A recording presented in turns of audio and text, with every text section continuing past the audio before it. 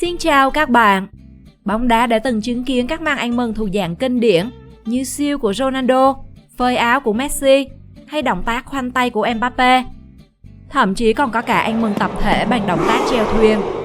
Tuy nhiên, cũng có vô số pha ăn mừng ối rồi ôi khiến đồng đội ngơ ngác, khán giả cười nghiêng ngã.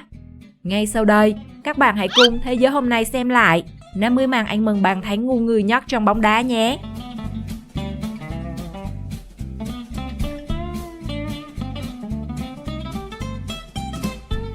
Ở trận Coritiba gặp Sao Paulo, sau khi ghi bàn, tiền đạo Joel của Coritiba đã có màn ăn mừng khiến cả sân bóng thót tim khi nhảy ra khỏi sân và ngã xuống một cái hố.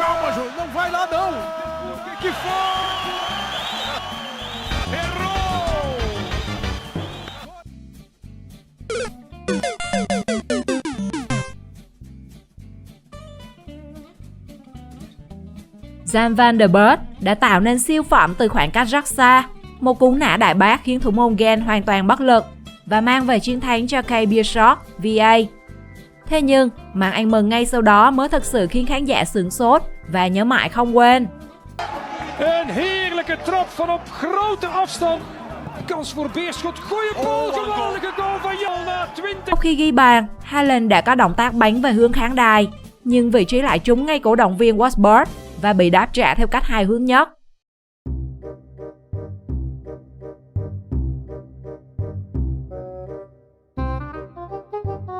Benjamin Cololi của FC Zurich định lao lên khán đài để ăn mừng cùng người hâm mộ, nhưng mọi thứ lại diễn ra không như kế hoạch. Chỉ trong chớp mắt, anh biến mất như biển người, khiến ai nấy đều ngơ ngác. Và từ đó không ai biết anh đã đi đâu. Nếu các bạn biết anh ấy đi đâu, thì comment bên dưới phần bình luận nhé!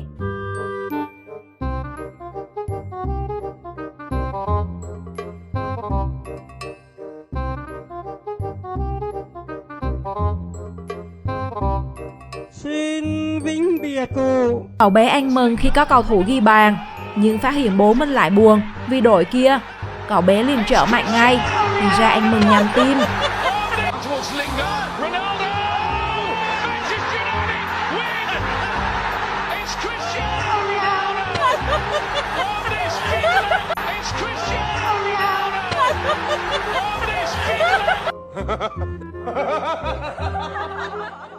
Sau khi ghi bàn đẹp mạch bằng cú sút xa, Alexis Vega nhanh chóng nhận ra anh không mặc quần trong, nên thay vì cởi quần, anh chuyển sang cởi áo để ăn mừng.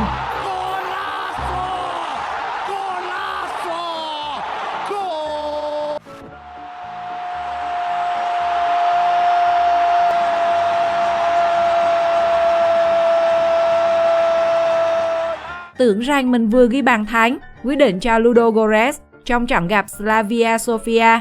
Tiền vệ Waderson chạy thẳng lên khán đài hôn bạn gái, để rồi nhận ra bóng việt vị không được công nhận bàn thắng.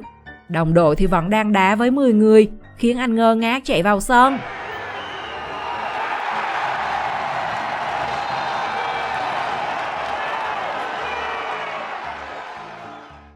Đến nay, màn ăn mừng của cầu thủ Cesar Martinez của Zamora FC vẫn là một bí ẩn lịch sử.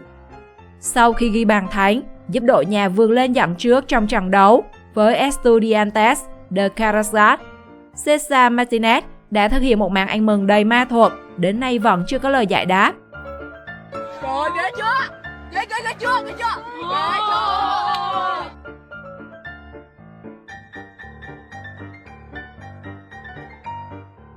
Khi đội nhà ghi bàn, thủ môn Kidiaba của Congo đã mang đến một màn ăn mừng không giống ai.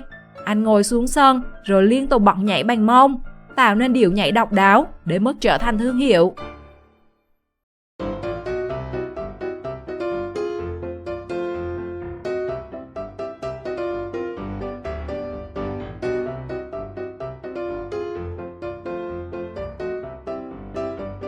Nhiều cầu thủ cởi áo ăn mừng bị ăn thẻ vàng. Cầu thủ thông minh ở giải Thái Lan đã nghĩ ra cách cởi quần đội đầu ăn mừng, nhưng cuối cùng cũng bị lùm luôn thẻ đỏ và rời sân. Sau đó còn bị phạt tiền hơn 15 triệu đồng.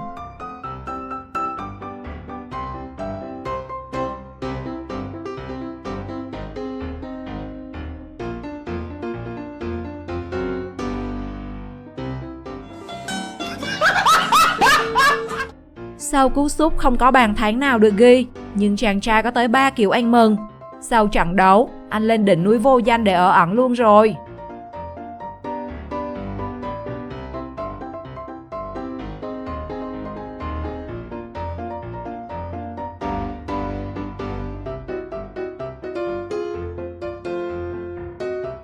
Để chia sẻ niềm vui với cổ động viên sau bàn thắng đẹp mắt, Hakim Ziyech lao thẳng về phía khán đài.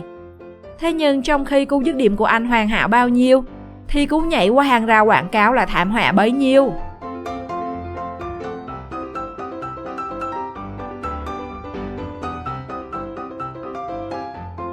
Các chị em không làm chúng ta thất vọng khi có màn ăn mừng khiến nam giới cũng đỏ mặt.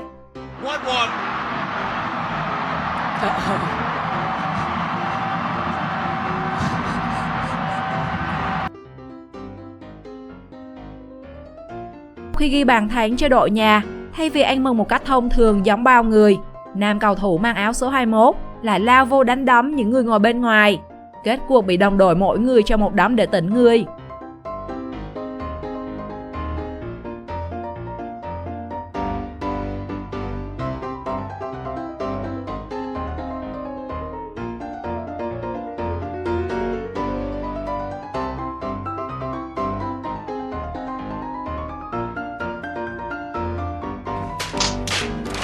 Diego Forlan đang còn ăn mừng bàn thắng thì đối thủ đã đưa bóng vào đá rồi.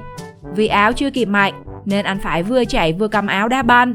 Từ đó, FIFA cấm luôn cầu thủ không được cởi áo ăn mừng. Đúng là một pha ăn mừng đi vào lịch sử.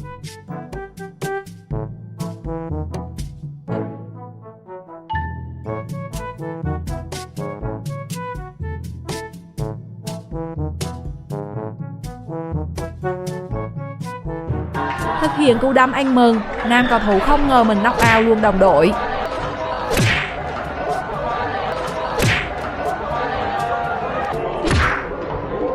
Không lường trước được tình huống cầu thủ nhảy lên vai mình ngồi để ăn mừng, Ronaldo đã mất thế khiến đồng đội lộn cổ.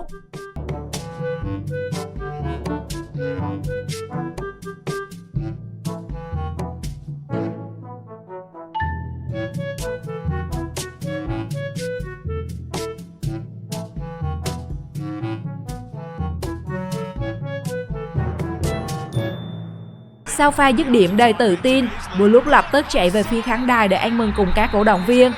Thế nhưng khi anh quay lại thì mới biết bàn thắng không được tính vì việt vị. Sau trận đấu, nghe nói anh lên núi ở luôn rồi các bạn à.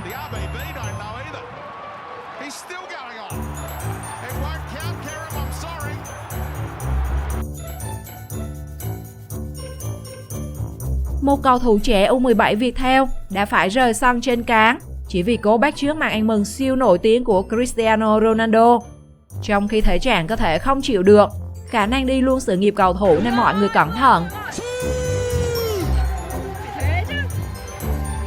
Ôi trời ơi!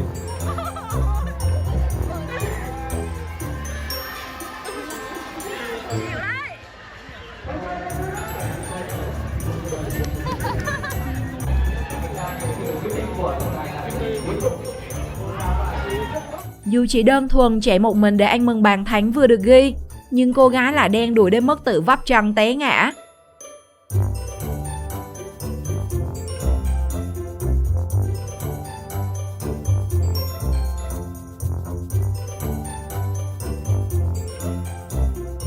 Chẳng những cho khán giả mãn nhãn với kỹ thuật xuất phạt, cô gái Indo còn tặng kèm màn nhảy ăn mừng cực chất.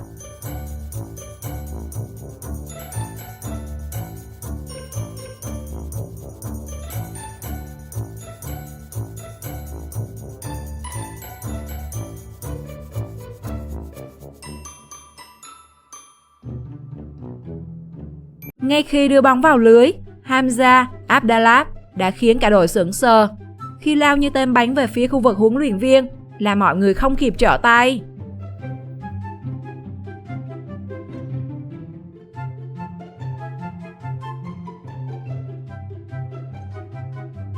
Sau khi ghi bàn thắng vào lưới đối phương, Caputo đã lao thẳng về phía Emmanuel Rivas và tặng cho người đồng đội vừa kiến tạo cho mình một quả đấm, khiến khán giả mắt chữ A mồm chữ O vì không hiểu điều gì đã xảy ra.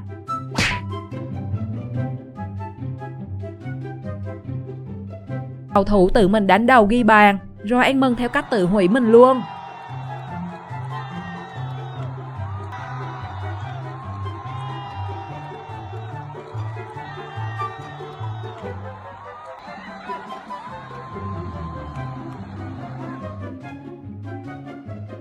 Không biết giữa sân và khán đài có rãnh sâu, nên sau khi ghi bàn, tiền vệ Ryan Grip của Magdeburg đã có màn anh mừng lọt hố theo đúng nghĩa đen.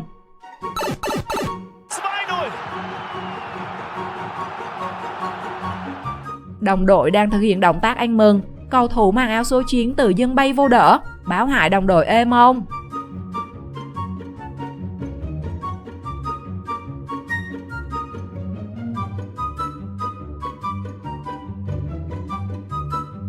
Ai có ngờ rằng trong cái may lại có cái rủi, vừa ghi được bàn thắng muộn gỡ hòa cho Zambia ở phút 92, tiền đạo Basson Daka thực hiện cú lộn nhào anh mừng, nhưng nó lại khiến anh bị chấn thương ở cổ.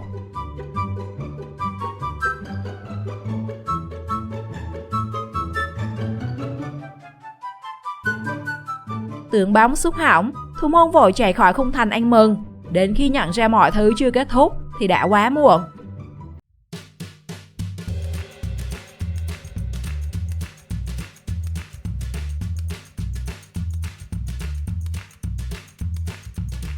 Đam mê diễn hài mà bố mẹ là bác đá bóng. Vậy là sau khi ghi bàn, anh chàng cầu thủ châu Phi còn tranh thủ diễn khi anh mừng.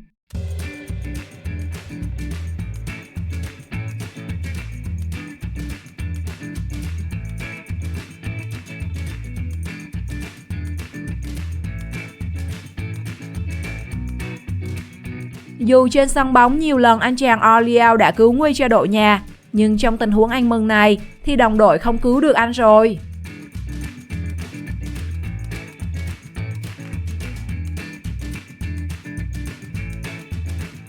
Anh mừng bàn thắng nào theo bạn là ngu người nhất trong bóng đá? Comment câu trả lời cho mình biết trong phần bình luận nhé. Xin chào và hẹn gặp lại!